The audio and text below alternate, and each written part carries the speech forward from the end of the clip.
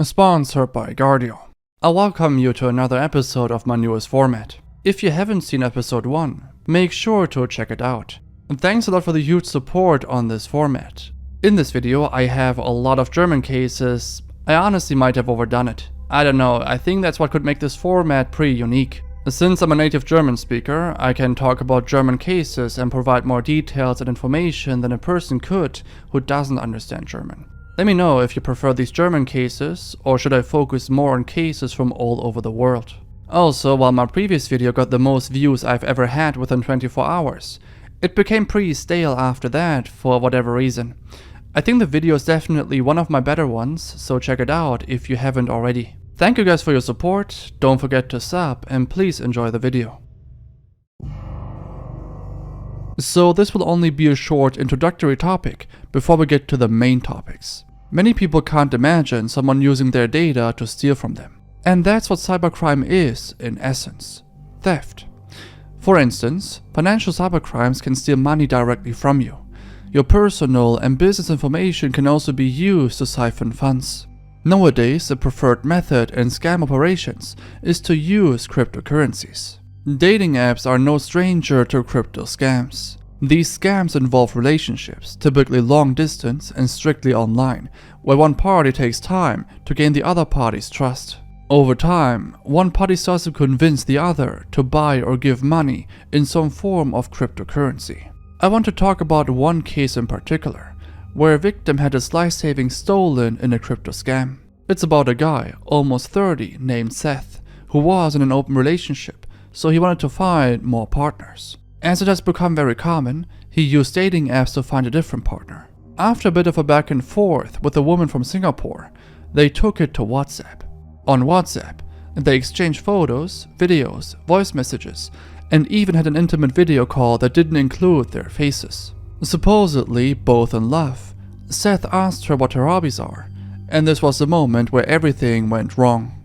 She started talking about investing in crypto. Seth, clearly in love, decided to be lured in by her to invest $5,000 into a website called bsvglobal.cc, which, if he had the correct tools to spot it, would have known that it's a clear scam site. Which brings us to today's sponsor, Guardio. Guardio is a browser extension which provides real-time protection from all sorts of threats while browsing the web. I think most of you use the web to store your most valuable information, like banking or wallet information, passwords, addresses, and much more. It would be naive to think that some bad actors wouldn't want access to your data to exploit it, which could, in the worst case, even ruin your life.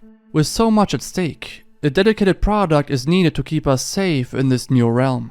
Guardio acts as the first line of defense. Guardio detects threats before they reach your browser and cause harm, which differs from traditional solutions that only remove threats once they are on your device. For instance, phishing and other scam sites can trick you into giving away personal information and gain access to your device. Hackers do a great job in disguising these sites to look real, but Guardio not only uses blacklists, it also has in-house features to increase detection of phishing and other malicious sites. Guardio also offers an identity monitoring feature. If you sign up through your mobile, you'll also be able to scan your phone for existing threats and get real-time alerts once your data was leaked. Guardio also offers a free scan to detect existing threats so you can take action right away. Take control of your online safety. Guardio is very easy to install. It takes only 30 seconds. Go through my link guard.io/Eudoxia and get 20% off, plus a free security scan and 7 days trial. Thanks again to Guardio for sponsoring. To conclude this topic, Seth eventually realized that the website is a scam and that he couldn't pull out his money anymore. The woman from Singapore kept on pushing him to invest, but he refused. In this moment, the woman told him that she knew where he and his spouse lived and was going to send street thugs to their house to beat them up. After contacting the police, he never heard back from her, but he still lost a ton of money. The suspect in a Tokyo knifing rampage is in the hands of Japanese prosecutors. Hundreds of reporters waited outside a police station Tuesday as he left to go to a holding cell at the prosecutor's office. Tomori Kato, a Hikkikomori, who turned into a terrible perpetrator in 2008. In Akihabara, Chiyoyada, Tokyo, he would drive into a crowd with a rented truck, taking the life of 3 and injuring 2. But this wasn't enough. He got out of his car, injuring at least 12 more people with a dagger, causing fatal injuries to 4 people. While this case happened a few years ago, just this year, on the 26th of July, his life was taken due to the previously received capital punishment. He even announced his attack days, even minutes prior to the attack, on online websites, such as Extreme Exchange Revised. Growing up, Tomohiro was heavily pressured by his parents to perform well academically. This is very typical in Asian households, but Japan is very extreme with their unhealthy working culture. In Tomohiro's teenager years, the pressure from his parents started to show. They would often have arguments, which led to Tomohiro not wanting to return to his home in the evenings. There was even one instance, reported by Tomohiro's brother, where Tomohiro wasn't on time to eat his food, and his mother would throw the food on the floor and would force him to eat it. A neighbor recalls another incident where he was forced to stand outside for hours in deep cold snow in the winter. Further punishments were physical, for instance dumping his head in the bathtub, which left him traumatized. He criticized his upbringing numerous times online. He was deeply in debt and believed that his family had given up on him. In 2006, he was very close of giving up, but was unsuccessful in his attempt, if you know what I mean.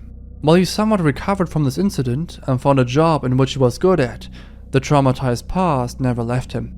3 days before the attack, Tomohiro accused his colleagues of stealing his work clothes and immediately left the premise. Reportedly, he thought that he would lose his job. This was pretty much the only thing in his life that went well for him, and this might have triggered him to do the unthinkable. 20 minutes before the attack, Tomohiro posted messages from his phone on a website called Extreme Exchange Revised, where he revealed his intentions. He said what he would do in Akihabara. Allegedly, he also made the following messages, quote, "If only I had a girlfriend, I wouldn't have quit work, and I would never have become addicted to my mobile phone. Anybody with hope couldn't possibly understand how I feel," as well as, "I don't have a single friend, and I won't in the future. I'll be ignored because I'm ugly. I'm lower than trash because at least the trash gets recycled." Later messages revealed his plan to use a vehicle until it became inoperable, and then to use a knife to continue the attack on foot. Interestingly, people replied to his texts, saying that he is a typical Hikkikomori who became very violent. I think I defined what a Hikkikomori is in my 4chan video I made a while back.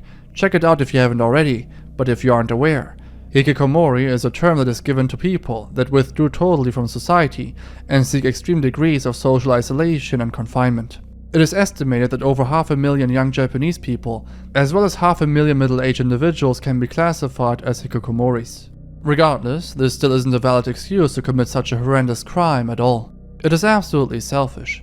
How are the people minding their own business responsible for your situation? Anyway, merely 2 minutes after the attack, he was arrested by authorities. Reportedly, Tomohiro admitted that he hated himself, but surprisingly, he didn't blame his mother for his actions. He also lacked relationships, which was another motive to proceed with his intention. As an immediate reaction, there were economical consequences for the country. For instance, Konami, which is a multi-billion-dollar company, cancelled 3 launch events for Metal Gear Solid 4 with the safety of participants in mind. Tomohiro's family was in crumbles. They apologized for the attack of their son in interviews. The brother was already scarred from his upbringing, but couldn't live with the shame of having a brother who committed all of these terrible crimes, and decided to not move on with his life. I think this is a fairly unknown case from Germany because it happened so long ago, and I haven't really seen any coverages on YouTube. Rudolf Pleil was a German perpetrator that took the life of 10, but reportedly claims to have taken 25. Back in 1946 to 1947, Germany was split into DDR and BRD. Across the border of the DDR, there was a 40-kilometer zone where most of his crimes took place. Obviously during and before this time, the people were living a very rough life. Rudolf was arrested numerous times in his childhood because he tried to help his father with border smuggling. He couldn't go to school because he had to earn money for his sister and family. During this time, his sister was forcefully sterilized and the same thing should have happened to him, but since we all know what happened during this time, the doctor's office was completely destroyed. He was working for the army though and was a cook at a labor camp. He would butcher cats and eat them. He was also active in the army and as a police assistant, and enjoyed taking the lives of others. He was also quite strategic. Back in the day, it was completely illegal to pass the border from the west to East Germany. He would promise women that he would still make it work somehow, and they gave him money. Instead, he would assault and abuse them, together with his two friends Karl Hoffmann and Konrad Schüssler. He did this to a minimum of 12 women. In Niedersachsen, one of the other security guards found the remains of 2 women, but the police was working very inefficiently. They ignored this completely, which enabled Rudolf and his friends to continue with their sick desires. Only after Rudolf went to a prison to work there and tried to show off that he took the lives of these women and got away with it, was he arrested. He was extremely brutal with his victims. Obviously, I can't really describe nor go into detail what he did to them, but man, he was severely deranged. He wasn't even arrested for these crimes specifically. He was arrested after having an argument with a salesman while being drunk. He got 12 years for it and ended up in prison, where he would reveal all of his other crimes. He was very proud of it and even said that he took the lives of exactly 25 people to be the biggest Todmacher of all time, since Fritz Hamann took the lives of 24 people, one less than Rudolf. He basically saw him as his rival. If you're wondering what Todmacher means, Todmacher's exact translation is Deathmaker. As for Fritz Hamann, he has been given the name the Beast from Hanover. I've thought about including him in this video, but I'll keep that for the next episode, since the coverage about him is way more elaborate than for Rudolf Pleil. Rudolf's case was getting a lot of attention, even from foreign newspapers. Rudolf loved the attention and he used every possible moment to further solidify himself in the press. In court he would smile and proudly say that he took all of those lives. However, he now claimed to have taken 40 lives, which seems to be exaggerated. Interestingly, Rudolf really thought that he would be declared as insane and given a lighter punishment, but the court had other plans. He and his friends were sentenced to life in prison. According to people that knew him, one woman says that he was a clear sadist and had a very straightforward process to select his victims. He would choose a woman, rob her of her belongings, and then take her life.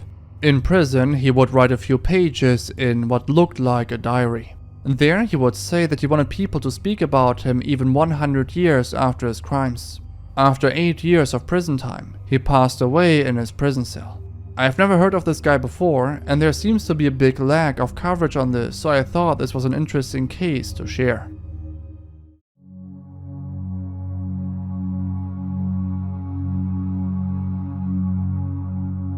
This is probably one of the worst cases of the legal system failing. Issei Sagawa would never face any punishments for his actions and was allowed to walk free, even gaining international popularity by writing books, reviews, and even appearing in numerous films. This is a very extraordinary case, so let's talk about his life first to fully understand how this even was a possibility in the first place. Issei Sagawa was born in 1949 in Kobe, Hyogo Prefecture. While Japan wasn't in a good state back in the day, his family was actually quite wealthy. His father, Akira Sagawa, served as a president for Carpita Water Industries. The company nowadays has over 5,000 employees and an estimated $2.3 billion in revenue in 2022 alone. So money was never a huge issue, and Issei's father, especially back then, had major influence not only economically but also politically. Issei had a few health complications after he was born, ultimately overcame them, but still had fragile health and an introverted personality. His weird obsession started soon after. In first grade, he experienced his first cannibalistic desires after seeing a male's thigh. Even worse, during his younger years, he partook in intercourse with his own dog. During this time, he not only was interested in eating men, but preferred women. He managed to pull through school and attended Kwansei Gakuin University, finishing his master's degree in English literature. He also attended Wako University in Tokyo, where the first incident with a woman occurred. Issei developed a big interest in foreign women. At around age 24, he followed a tall blonde German woman home. He was interested in her thighs. He decided to break in while she was sleeping. His plan was pretty obvious, taking a few parts of her with him. Thankfully, his plans didn't work out. She woke up and pushed him to the ground. He was captured by police, but interestingly, he never admitted to his true intentions. Due to his father being very wealthy, he paid off the victim to drop the charges against his son. I think the lack of consequences gave Issei some form of confirmation. He knew that if something goes wrong, he could rely on his father to settle it. In 1977, at the age of 27, Issei moved to Paris to pursue a PhD in literature at Sorbonne University. Reportedly, Issei admitted that he would bring in a woman home every night to take their life, but, quote, "For some reason my fingers froze up and I couldn't pull the trigger." 1981. Issei was now 32 years old and found his main target, Renée Hardeveld. He got to know her through university and invited her to dinner in his apartment under the pretext of translating poetry for his school assignment. He didn't choose her randomly. He selected her for her beauty and health, two things he felt he lacked. Since he considered himself weak, ugly, and small, he thought he could absorb her energy to become healthy and beautiful. Anyway, after successfully luring her into his apartment, she began reading poetry at his desk with her back to Sagawa. He took his rifle and pulled the trigger. Surprisingly, Issei even fainted after the shock of doing it, but quickly continued with his plan. He used her body for very primitive reasons. He couldn't bite through her skin, so he bought a knife and returned to consume various parts of her body, either raw or cooked, and stored the remains in a fridge. While his plan worked out, it was now time to get rid of the evidence. This was a time where his plan began to crumble. He bought 2 large suitcases to dispose of the remains in a nearby lake. While he walked to the lake, a lot of people saw him. He even left the suitcases unattended, which led to a stranger just opening the suitcase, finding parts of Renée Hardeveld. He pretended that he didn't know who owned the suitcases and just left the scene. Only 4 days later, his place was raided by the French police. Issei was even relieved that he was caught, since he finally could talk to someone about his dark desires. He told them exactly what he did and why he did it. Consequently, Issei was held 2 years on trial, but his father came to his rescue, again.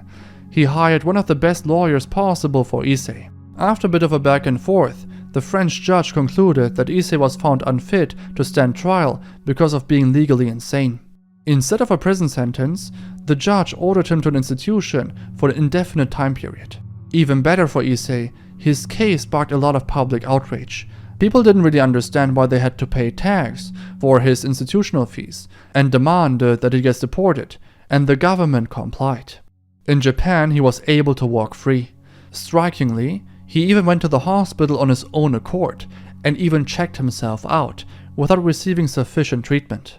Ever since, Issei is a free man. He wrote numerous books, played in numerous movies, even adult movies, and monetized his crime, while mocking law enforcement for their incompetency. Issei still has the urge to this day to eat women. He said himself that he wouldn't act on his desire anymore. Still, he has images of his victim and the crime scenes on his walls, which is one of the most disgusting things a human can do. The lack of remorse and respect is beyond insane. You've probably seen this clip before. These are the last moments of last Mittag, ever since 8 years ago. It is considered one of the most mysterious disappearances in Germany. It is also a case where everything that could possibly go wrong went wrong for Lars. It is an incredibly frustrating case if we look at the things that happened days before the airport incident. I'll try to provide a very elaborate view on this case, since the German articles contain the most information by far. I also want to state that the following information has been thoroughly researched, but it's possible that there are mistakes in there. The only reason why I'm mentioning this is because the Facebook group is actively going after videos spreading information that they deem as inaccurate. It is very difficult and very timely to make a video like this, since I don't have a team that helps me, so it is completely normal that mistakes here and there can happen, but there is no ill intent. If there are corrections that you want to see, please DM me on Instagram and I will make a pinned comment with the corrections. The goal isn't to spread misinformation, the goal is to bring awareness to this case to increase the likelihood of finding him. Anyway, let's start. Lars is generally described by his peers and family as a good person. He would even travel over 200 kilometers home to his family from work just to provide for his father's maintenance, since he was unable to run errands by himself due to a stroke he suffered from. He would do this nearly every day after work to just help out his parents. Besides work, he was very interested in sports, especially in football. Nothing seemed too out of the ordinary in terms of lifestyle or work. Everything was very normal until the event happened. June 30th, 2014. Lars Mittag and 5 of his friends and acquaintances flew to Varna, a port city in Bulgaria, for a holiday. This place might be familiar to some of you, since this area specifically is very popular for beach bars and parties. July 3rd. Lars would go to a nearby bar to watch a football game and would stay there until around 4 a.m. After leaving the bar, he would go back to his hotel, whereas his friends would go to grab food. Interestingly, the hotel was only a few hundred meters away and he would still get jumped. He would suffer an injury on his ear. He speculated that they attacked him due to a conflict between him and other football fans at the bar. The other group threatened him by saying that it's easy to hire a few Bulgarian people to jump him. After waking up, Lars wouldn't see a doctor, even though he was in pain. Also, it was on the weekend, and he thought that the clinics had closed. On the 7th of July, he finally decided to see a doctor and he was diagnosed with a ruptured eardrum. This also meant that he couldn't fly back home. He spoke to his friends and insisted that they fly without him. They agreed and left him alone. He then drove to a hospital, but the doctor there didn't take him seriously at all, even mocked him. After leaving the hospital and grabbing the medicine, there was a big issue. Problem was that he was left without a hotel, and there were no more prestigious hotels in the area. Therefore, the taxi driver took him to a cheap hotel, the Hotel Color Varna. Now it starts to get really mysterious. A lot of things went wrong for Lars. He clearly wasn't in an area where he felt safe or respected. The people that accompanied him all left. Also, even before entering the hotel itself, the people in the small shops and in front of the hotel were looking more than shady. In the hotel, the card that he used to pay for the room was copied by the receptionist, and he feared that they would just take all of his money, since he never saw such a procedure before. Even with all of these red flags, he was in a position where he just couldn't leave the country. He was stuck. Even worse, he was calling his mother, telling her that there's something wrong with the hotel. Interestingly, he could not say what. He also told her to cancel his card, since he feared that they may steal all of his money. After this, he left the hotel and was being pursued by a group of 4 men. He was hiding from them. Now it gets even more bizarre. He would text his mother on the next day in the middle of the night, asking her what Spacial 500 is. Spacial 500 is an antibiotic, which isn't even allowed in Germany. He was prescribed this medicine in the Bulgarian hospital. It is known to cause psychosis, panic attacks, and even nerve damage. This part here is what some people use to create theories and try to explain certain scenarios and his disappearance. While it is possible that he suffered from side effects, it is not 100% confirmable, though there is one thing that happened in the airport that could confirm that he was indeed suffering from side effects. Lars was then witnessed on the next day taking a taxi to the airport. In the airport, he was still calling his mother and saying that he needs more money. She told him to go to the doctor at the airport to confirm that he'd be fine flying. Lars can be seen in the footage asking a woman who seems to be working there for directions to the doctor of the airport. He then continues walking. The doctor checked on him, gave him eardrops and offered him pills for his ear, but Lars refused. One could argue that the reason behind the refusal was due to the medicine he received earlier, which caused severe side effects. Now, let me be clear, this entire thing is way more important than one might think. The doctor was able to see things that were not caught by the cameras at the airport. Problem is that the doctor changed his statement a total of 3 times, which makes him a somewhat unreliable witness. However, his core statement remained. The doctor made it clear that Lars had anxiety and seemed very stressed when a guy in a uniform entered the room. Allegedly, he said something and then left. Lars was then so scared that he ran away, leaving behind everything he had on him, including his phone. The issue is, it is impossible to confirm what the doctor says. Further, during the investigation, it has been established that there was most likely no employee from the airline nor the airport in the room, which contradicts 2 of the doctor's previous statements. Now, the issue with the clips you are seeing right now is that this is not the original version of the footage. The mother of Lars went to the airport shortly after he went missing and checked the original footage, which differed from the cut version that was given to the police. Not only was it cut, it was given to the police after over half a year of requesting it. Further, there is a huge lack of interest and professionalism from the side of the staff of the airport and the Bulgarian police to help in this case. That the video was cut is somewhat confirmable, since there is a huge lack of footage. We only see Lars enter the airport and run away. But we know that he was there for a while, bought himself food and washed his face in the bathroom. When the mother arrived at the airport to look at the footage, she saw way more than what was officially shared by police. I know this sounds like a big conspiracy, but these are the facts. Now, some people theorize that Lars may have imagined that he's being followed by a group of people due to the medicine. Also, when he entered the taxi to drive to the airport, the driver looked into his eyes and saw that his pupils were large. This could either mean that he had been taking drugs and combined it with the medicine, which may have caused hallucination or other forms of cognitive restrictions. And people further speculate that when he ran away from the airport, he was so paranoid that he ended up in a forest and lacked the survival skills to escape. This is just a speculation. If we follow all of the events that took place, it is definitely plausible that he was being followed by one or more people. Another theory is that he lost his memories due to the ruptured eardrum and is either still in Bulgaria or made it back to Germany somehow. It is speculated that this, combined with the fact that he has been mistreated numerous times, made him a social outcast. He refuses to interact with people and doesn't trust them. This is obviously unconfirmable, but it's a possible theory. There's also a Facebook group which is dedicated to finding Lars, but nearly every post is just them debunking theories or people claiming to have seen him. I think this is still the best way to contact the family, so if you have something, feel free to reach out to them or DM me on Instagram and I'll contact them, since I also speak German. This is a case from Germany. Well, more specifically from Munich, Bavaria. Sonja Engelbrecht has gone missing for 27 years, and there was no trace at all for a very long time. It's definitely one of the most mysterious disappearances of Germany. At the time of her disappearance, she was only 19 years old. For the longest time, there was a huge lack of information on this case, but just recently, there was a major breakthrough in the investigation. Step by step. I'll first talk about the information we had previously, and then move on to the most recent information on this case. In a cold night of the 11th of April 1995, Sonja Engelbrecht went missing. On the morning of the day, she was with one of her friends. This was the last person that saw her.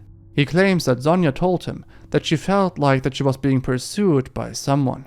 He also said that Sonja went to a nearby phone booth to call her older sister to pick her up, but the older sister never replied to the call. He was in a hurry to catch a train, so he quickly said goodbye to her and ran for his train. The police deemed the statements from her friend to be truthful.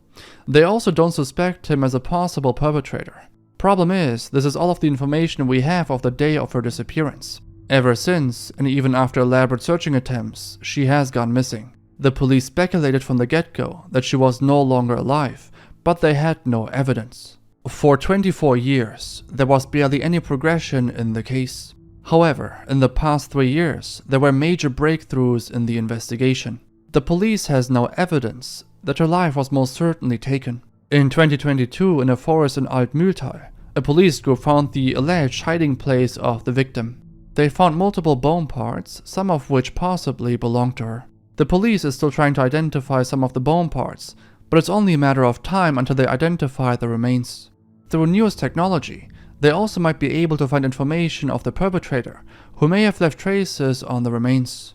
200 meters away from this place, police managed to find a thigh bone in 2020, which was confirmed to belong to Sonja after a DNA test.